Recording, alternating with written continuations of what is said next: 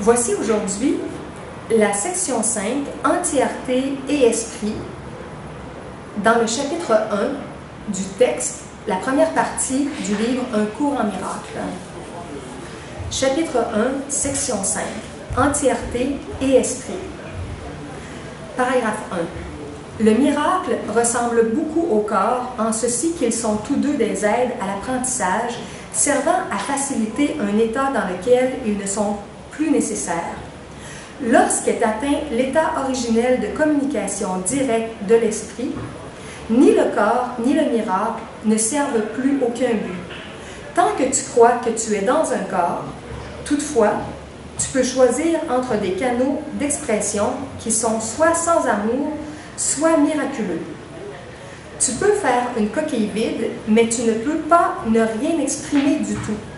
Tu peux attendre, retarder, te paralyser ou réduire ta créativité à presque rien. Mais tu ne peux pas l'abolir. Tu peux détruire ton moyen de communication, mais point ton potentiel. Tu ne t'es pas créé toi-même. Paragraphe 2. Pour qui a le mental de miracle, la décision fondamentale est de ne pas attendre plus qu'il n'est nécessaire que le temps vienne. Le temps peut gaspiller autant qu'être gaspillé. Par conséquent, le faiseur de miracles accepte avec joie le facteur de contrôle du temps. Il reconnaît que toute compression du temps rapproche chacun de l'ultime délivrance du temps dans laquelle le Fils et le Père ne font qu'un. Égalité ne veut pas dire égalité maintenant. Quand chacun aura reconnu qu'il a tout, les contributions individuelles à la filialité ne seront plus nécessaires. Paragraphe 3. Quand l'expiation aura été complétée, tous les talents seront partagés par tous les fils de Dieu. Dieu n'est pas partial. Tous ses enfants ont son amour total et tous ses dons sont librement et pareillement donnés à tous. Si vous ne devenez pas comme les petits-enfants, signifie qu'à moins de reconnaître pleinement ta complète dépendance de Dieu, tu ne peux pas connaître la puissance réelle du Fils dans sa relation véritable avec le Père.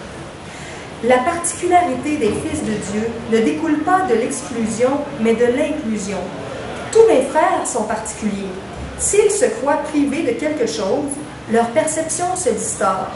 Quand cela se produit, c'est la famille entière de Dieu ou la filialité dont les relations se détériorent.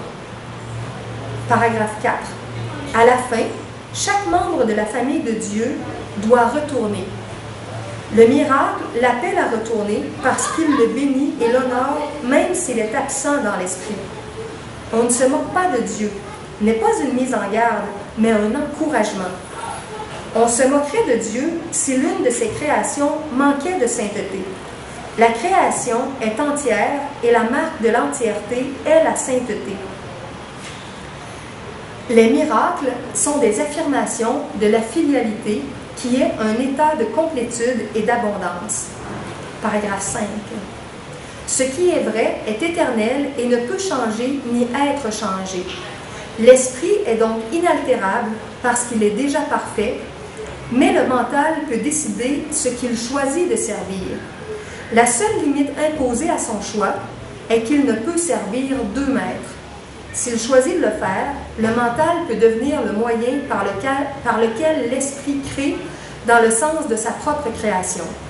S'il ne choisit pas librement de le faire, il conserve son potentiel créateur, mais se soumet à un contrôle tyrannique plutôt qu'à celui de l'autorité.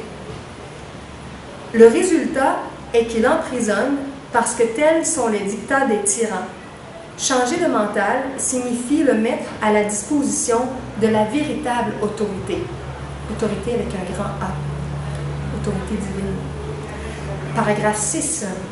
Le miracle est signe que le mental a choisi d'être conduit par moi au service du Christ.